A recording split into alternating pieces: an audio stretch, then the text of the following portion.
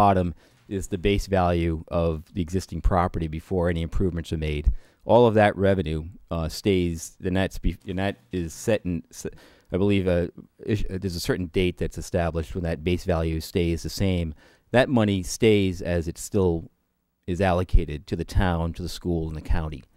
And then after a certain date, as the assessed values in that district improve, the orange area, which is again hard to see, but the sort of the triangle-looking shape is the captured value of the new revenue derived from the TIF. That money can go to the TIF fund to pay for the debt service or to pay for improvements within the TIF district. And again, under New Hampshire law, it's optional to share the increment with the general fund, the school, and the county. So that, again, very conceptually, that's just how it works. It's just a flow of revenue. It's fairly easy. In New Hampshire, this is just, again, some of the state statutes which govern TIFs. It's the RSA 162K, the Municipal Economic Development and Revitalization Districts. It's very straightforward. I know town staff is very aware of it. They read through it quite a bit. Spells out very specifically how TIFs work, what can be funded, who issues the debt, and how the debt is repaid. Again, some of the terms they use are things like captured value and so on. Again, the projects can be used, which again, if you go to the next slide, talk about some of the projects that can be funded under New Hampshire law: acquire, construct, or improve physical facilities. It's a very broad definition. For the most part, it's public infrastructure improvements, road systems, water and sewer systems.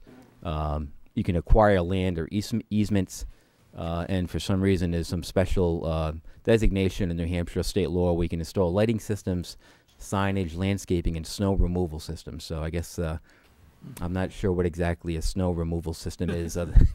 July. So I don't know, but again, it's in the statute, but that's in there. So, and again, these are largely public improvements. You know, you're not financing private development. Is that our sidewalk plow? Yeah. So the next slide just talks about some of the actual, again, steps that you have to go through in developing a TIF. The local governing body must adopt RSA 162K and make a finding that the improvements will serve a public purpose. There's public hearings that lead up to this. A specific development district must be adopted by the municipality after having, again, several public hearings. Development program has to be adopted by the governing body, which outlines the public facilities to be constructed, the open space to be created, and the proposed reuse of private property. Thank you.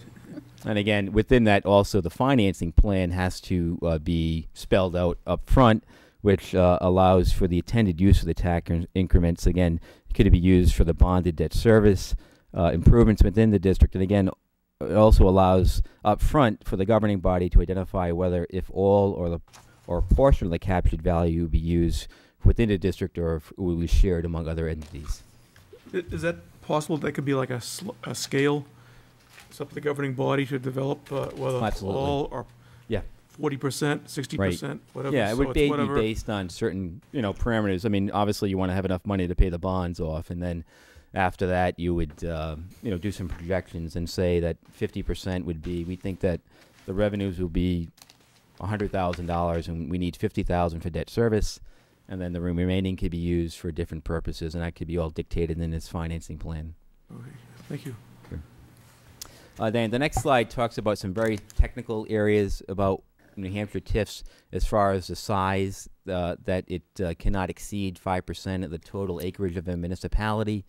The total assessed value of the taxable property within the development district cannot exceed 8% of the most recent. I mean, that's, again, I guess it's really to prevent towns from just establishing TIF districts all over the place and, carving up the town and then leaving, all of these sort of little districts around. So this is just some parameters to make sure that doesn't happen. And, New Hampshire law, compared to some of the other states, is very conservative as far as the adoption and use of TIFs. And again, this is just some parameters in that case. Interesting enough, there is an advisory board that must be established for each development district under New Hampshire state law, which consists of the property owners within the district or adjacent to the district. And they are, by its name, an advisory board that advises the local government body on the development plan and the TIF financing plan as well. So there is quite a bit of input, not just for the property owners within the district, but adjacent property owners as well, to have some say in that. Some of the TIF policy and criteria, when you're looking at doing a TIF, there's some very basic financial feasibility and viability questions you want to ask yourself, and they have to do with the project area characteristics, the size, location, and composition of the property, or the development, the diversity of property owners and uses as it fits into the town's master plan or other. I mean, are these projects financially feasible? We have some communities who are building water parks in areas of the country where there's no water. There's probably not a very financial, feasible type of project. So you have to ask these questions up front. Yeah, it'll create 50 jobs, but if there's a lack of municipal water, does it make a lot of sense to create an indoor water park? So those are the type of questions that you ask yourself. I mean, is it sympathetic to the town's current and proposed development? Is it in concert with your zoning for the particular area? What's the economic viability of the project? Some of the growth assumptions that developers are suggesting. Are there area competitors for similar developments? Again, if you're looking to develop a hotel in a certain area, and then the town next over just built 2 new hotels that take, and they're not filling out a vacancy rate. If they have very high vacancy rates, then there's really not. You have to ask yourself, is that really a legitimate thing that we want to extend public dollars for that type of project? You want to look at the historical tax collections within the district. Do you have property owners that within the district actually do pay their taxes that ultimately will support this development? If you have some property owners that have had abandoned properties for years and have left haven't been paying their tax bills, I mean, that's something that has to be factored in. And whether or not there's some status of appeals, you might have an idea of what the value of the properties are within a TIF district prior to the adoption. But if those values are being on appeal and subsequently much lowered, that could really jeopardize the viability of a TIF financing structure. Again, some of the other more, I guess, sort of policy areas that you would consider sort of the safeguards that other communities have used to protect themselves when doing TIFs is, the development oversight. Who is actually in charge of the development oversight? Is it the governing body? Is it this advisory board? Is it what type of process do they have to go through? Is there a development agreement in place between the developer and the town saying that they have to meet certain financial minimum investments private investments in order to match your public investment? What are the permitting regulations? Some communities who set up TIFs also amend their permitting regulations to allow for quicker or streamlined and more comprehensive permitting for a certain development within the district, so that they can entice a developer to come in a little quicker to move a project. And actually, one of the case studies that I'll be talking about for a development that's taking place in New England, in addition to the financial incentives, have done some permitting changes to entice developers. Again, due diligence is not, you still go through the process. You don't ignore rules. It's just that it's an extra thing that you can do to entice a certain development in a certain area. Some of the other things in some of your subdivision plans you're very familiar with. If you have to have certain construction milestones have to be met by a certain time, within a certain time frame in order to make the agreement, viable and binding in both parties.